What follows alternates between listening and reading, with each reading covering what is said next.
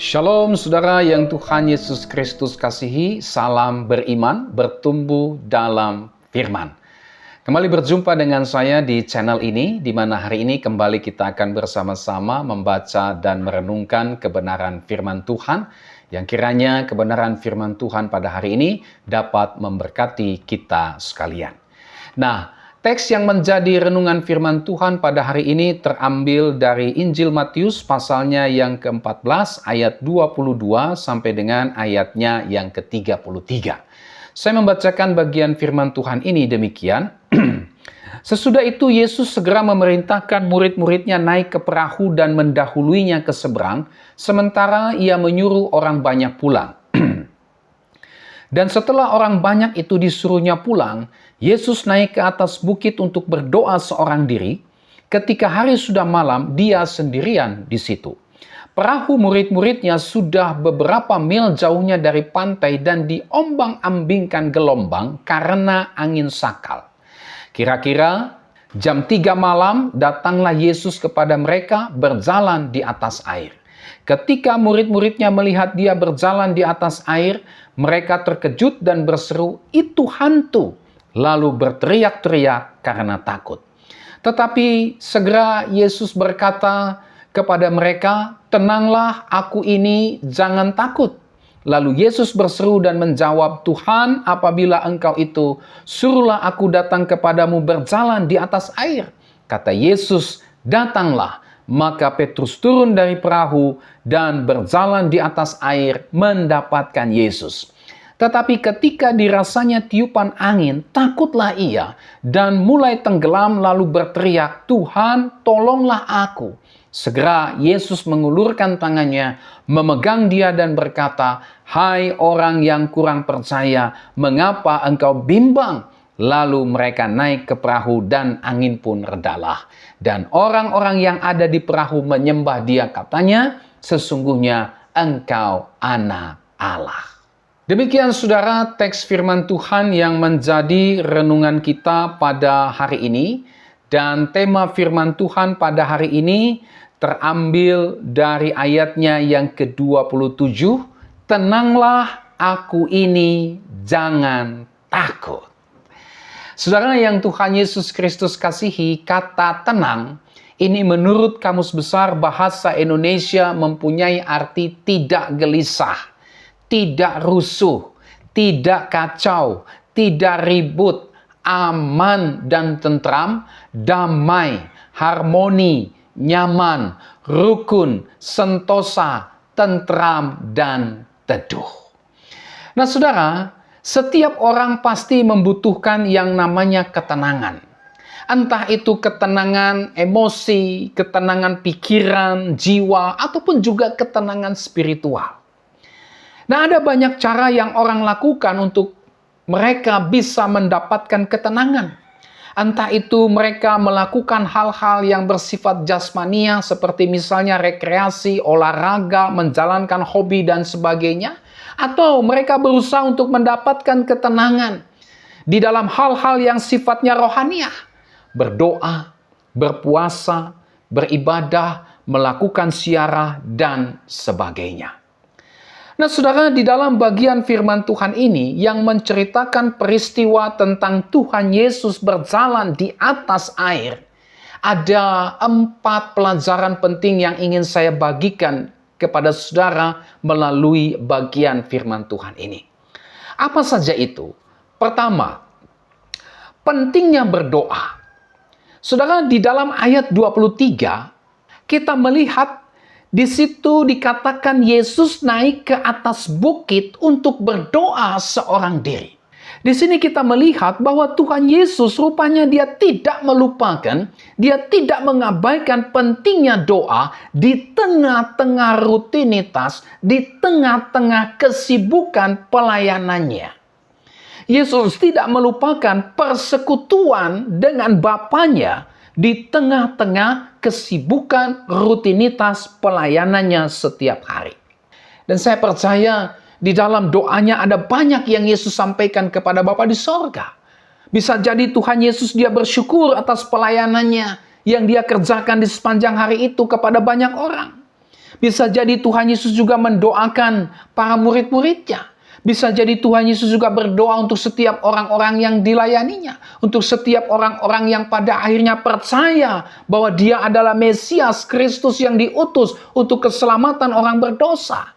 Bahkan bisa jadi Tuhan Yesus juga berdoa dalam rangka menjalankan misinya bagi keselamatan orang berdosa. Nah, saudara yang Tuhan Yesus Kristus kasihi, apa yang Yesus lakukan ini mengajarkan kepada kita betapa pentingnya berdoa. Ya. Jangan sampai kita melupakan, jangan sampai kita mengabaikan doa di tengah-tengah kesibukan kita setiap hari. Ada banyak kesibukan yang kita lakukan. Bekerja, menjalankan kehidupan keluarga, rumah tangga, mungkin sibuk dalam studi, mungkin juga sibuk dalam pelayanan, ya.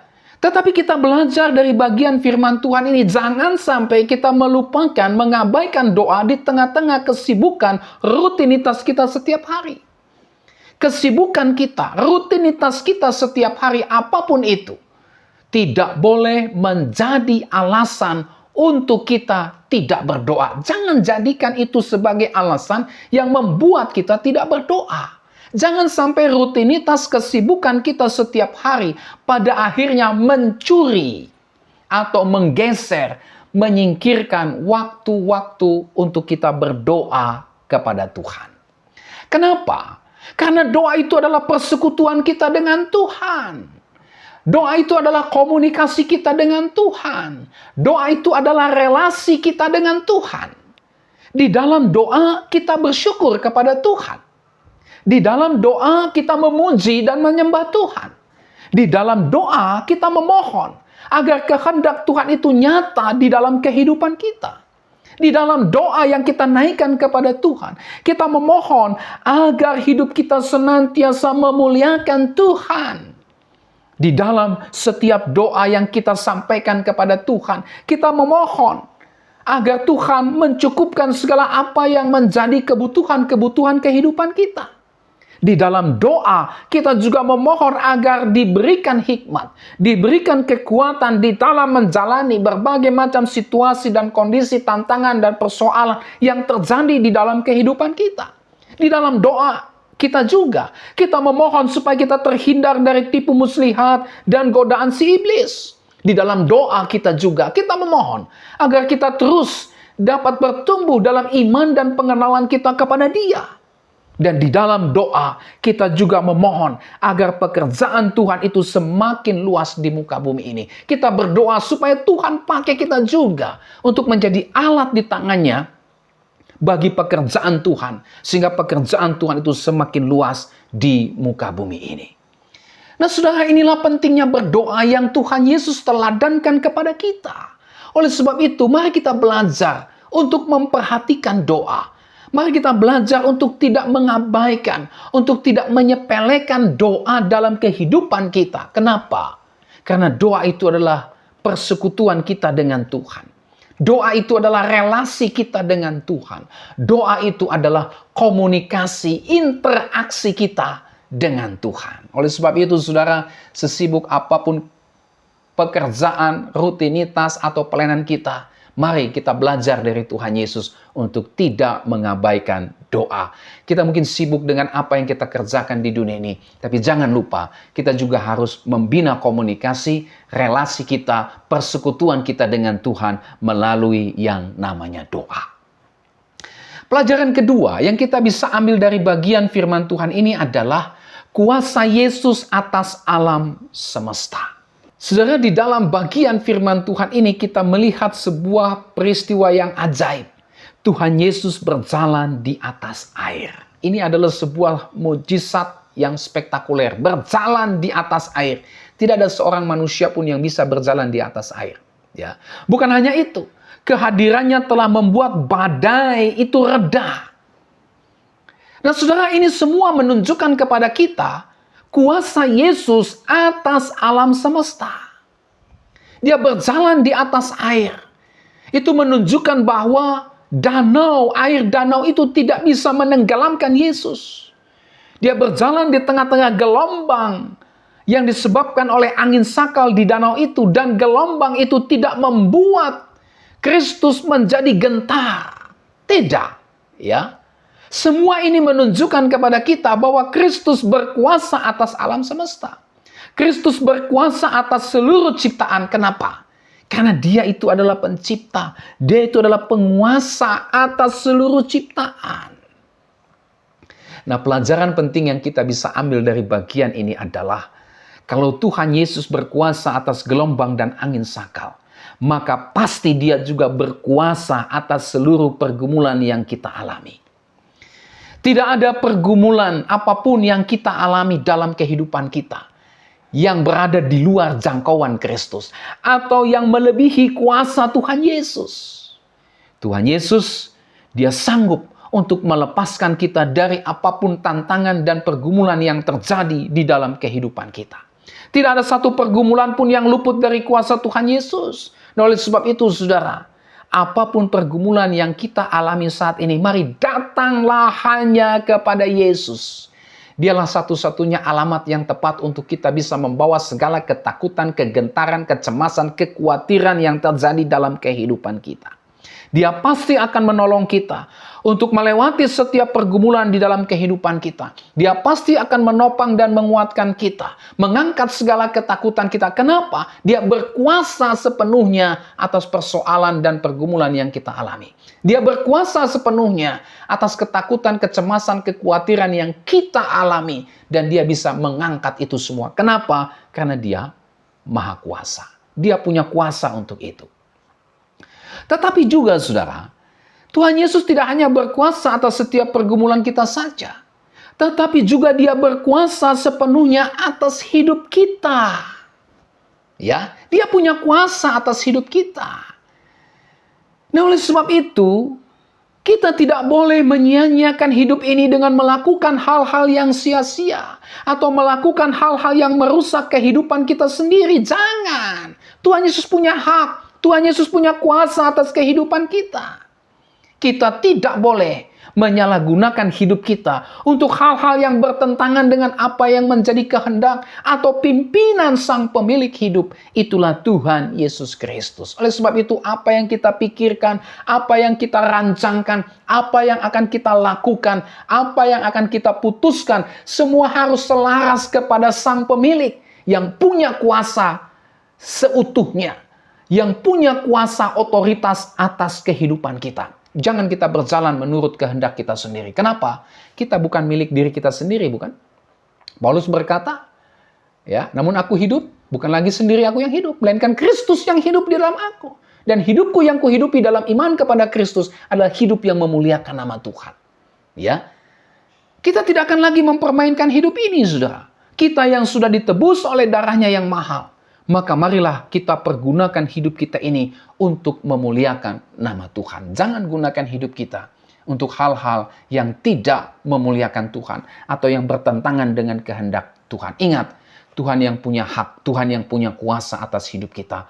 Oleh sebab itu, mari kita selaraskan kehidupan kita ini agar sesuai dengan apa yang menjadi kehendak dan pimpinan Tuhan saja.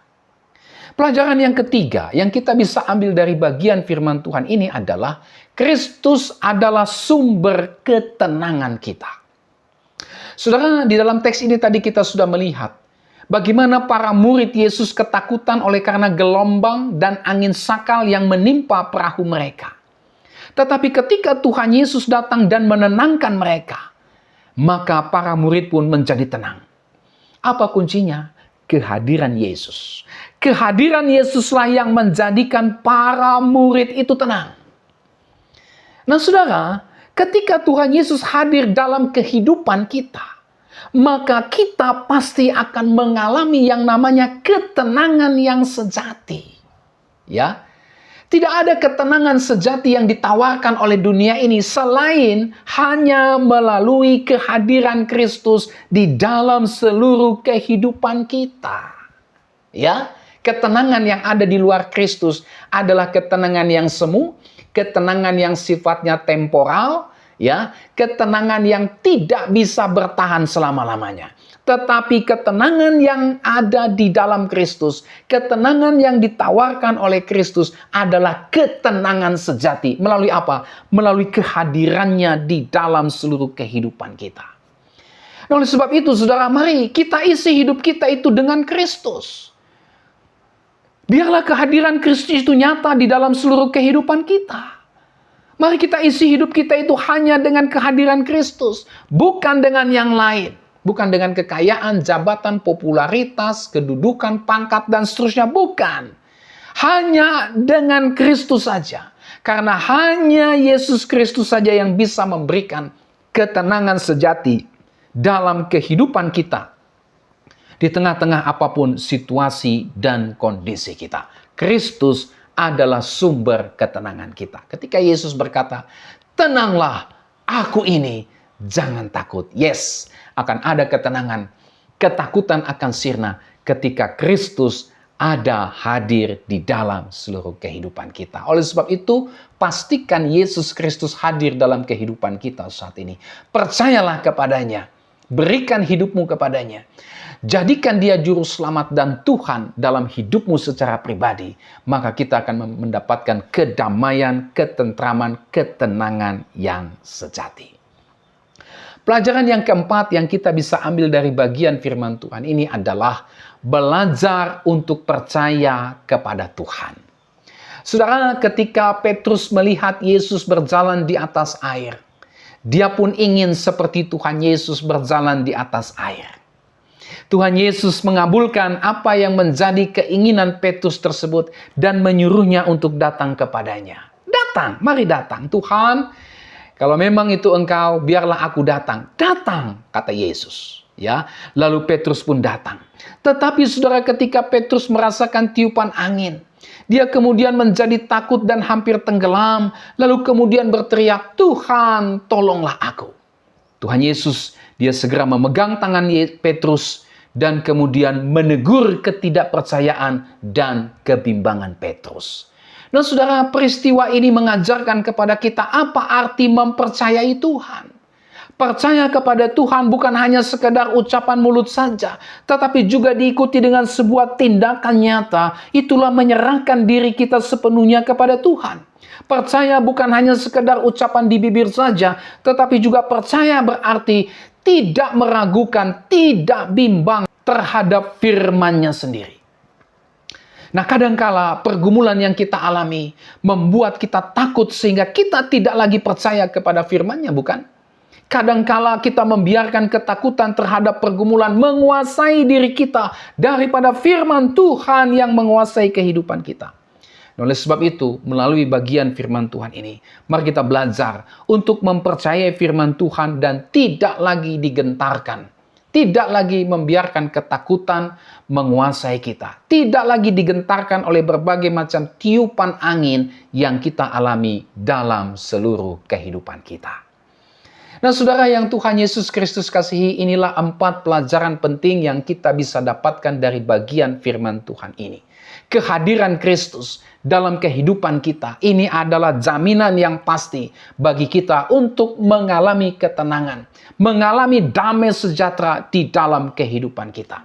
Kepercayaan kita kepada firman-Nya, ini adalah kekuatan bagi kita dalam menghadapi berbagai macam tiupan angin yang terjadi dalam kehidupan kita. Oleh sebab itu, mari kita percayakan kehidupan kita hanya kepada Yesus. Kiranya firman Tuhan hari ini memberkati kita semua. Sampai kita berjumpa kembali. Tuhan Yesus memberkati saudara dan shalom.